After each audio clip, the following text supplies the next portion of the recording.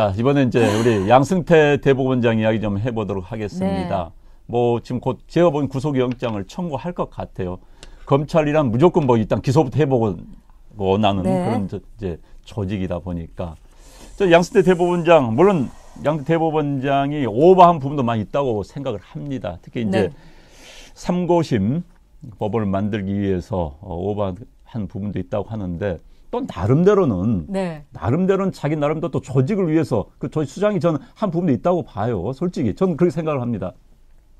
그런데 지금 진짜 저는 걱정이 되는 것은 사법부에 대한 불신입니다.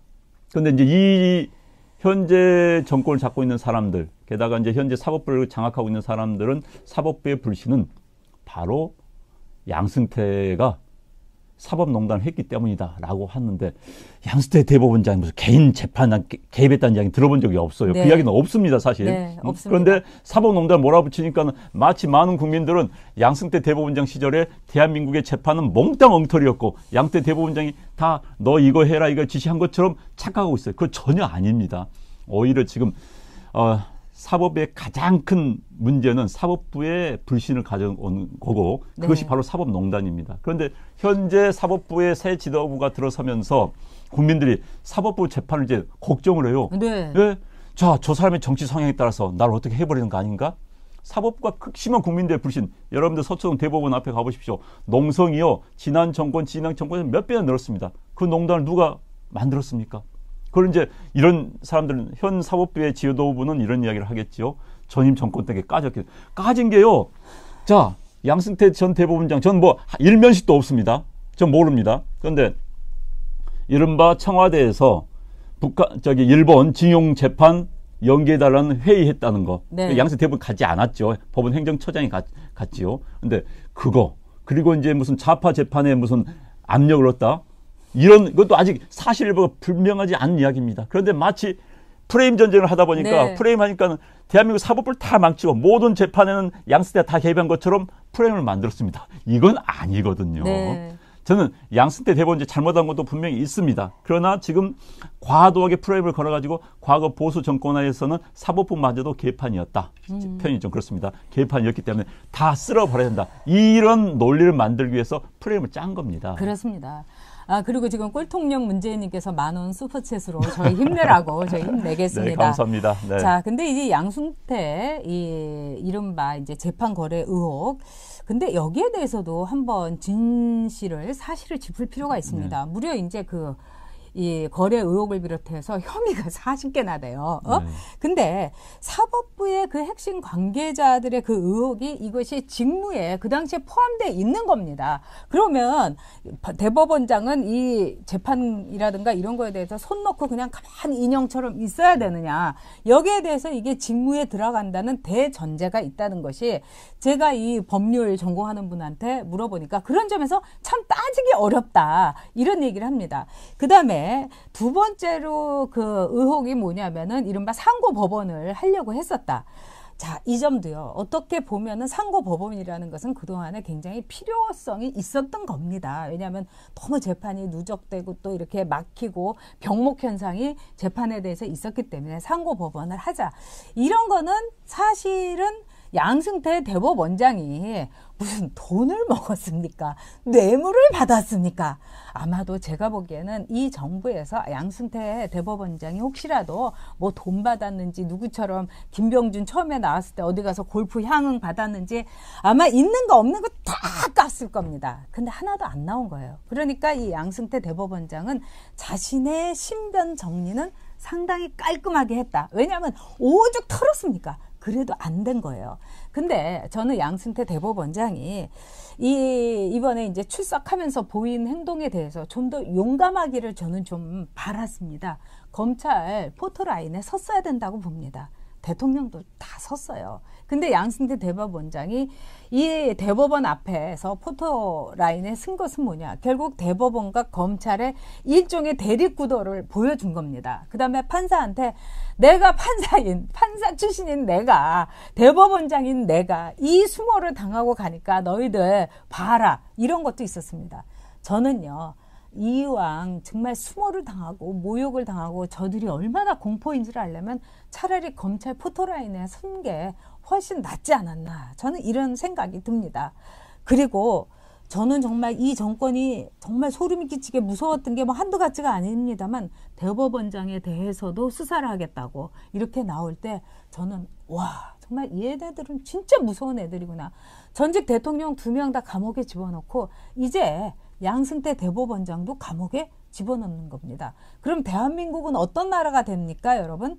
대법원장도 감옥에 있고 전직 대통령 2명도 감옥에 있고요. 세상에 이런 나라 없습니다. 진짜 문재인이 우리 경험하지 못한 나라 우리 국민들에게 보여준다고 했더니 정말 그렇게 됐습니다. 이제 그 검찰 그 사진 찍는 이제 네. 포토라인 문제는 저는 이제 뭐 양승태 전 대법원장이 거기서 당당히 이야기했으면 좋겠다는 생각이 들어요. 그러나 네. 이제 근본적으로 그 포토라인은요 검찰이 장난질하는 겁니다. 네. 자기들이 뭐 안 내세울 사람은 검찰 가면 이제 지하실에서 주차장에서 지하실로 올라가는 엘리베이터가 따로 있습니다. 그걸 빼돌립니다. 예를 들어서 현 정권의 무슨 뭐 지난번에 무슨 수석이다. 무슨 뭐 하면 빼돌립니다. 네. 검찰이 그것까지 장난을 쳐요. 저는 네. 그게 싫습니다. 아니 법 앞에 공정해야 되는 거 아닙니까? 포토라인도 공정해야 되죠. 누구는 세우고 누구는 안 세우고 자기들 마음대로 해요. 게다가 이제 이번에 사태에서 검찰이 가장 저는 그러니까는 혐의 사실 유포하는 거 있지 않습니까? 네, 네, 맞아요. 혐의를 미리미리 그냥 유포를 해버린 겁니다. 기자들 앞에서. 그래가지고 사람 바보 만들고. 그렇죠. 망신 주고. 국민들은 이제 그 기사만 보고 검찰 출입 기자들이 검찰에서 던진 그 기사만 보고 사실화 돼버린 겁니다. 사법농단이라는 것도 아직 재판 결과 끝나지가 않았어요. 딱 프레임입니다. 사법농단 혐의 누구 사법농단 혐의 양승태 하면은 자 이미 국민들은 아, 저 사람 사법농단 했구나. 이미 딱 틀을 짜가지고 만들어내는 거예요. 거기에 왜 우리가 말려드려야 되는 겁니까? 검찰의 논리에. 검찰은, 자, 제가 좀 답답합니다만, 검찰은 기본적으로 기소를 위한 집단인데, 잘 조사해서 그냥 던지기만 하면 되는 겁니다. 네. 그럼 법원에서 판단하는 거예요. 그럼 자기들이 판단해가지고 개념을 짜가지고 던집니다. 왜? 기소해서 벌을 많이 줘야 되니까. 그 사람이 벌을 받아야지 또 검사들은요, 인사고가 올라가니까. 참 비극적인 이야기입니다. 그런데 양승태 대법원장, 저 논란의 소지가 굉장히 있어요. 그런데 지금 사법농단의 모든 걸 뒤집어 쓰고 간다는 건 전 그건 아니라고 봅니다. 이른바 현재 검찰을 만드는 프레임이 과도하게 작동을 하고 있다. 특히 이제 포토라인 같은 경우는 검찰을 그것 가지고 장난해서는 안 되는 겁니다. 또 네. 특히 또 이제 뭐 양승태 대법원장이 공보관실 운영비 3억 5천만 원을 비자금으로 썼다. 솔직히 그건 잘못된 겁니다. 그런데 많은 정부 부처에서 그렇게 사용을 하고 있습니다. 제가 장담컨대 말은 많은 정부 부처에서 그렇게 관례적으로 해왔습니다. 게다가요.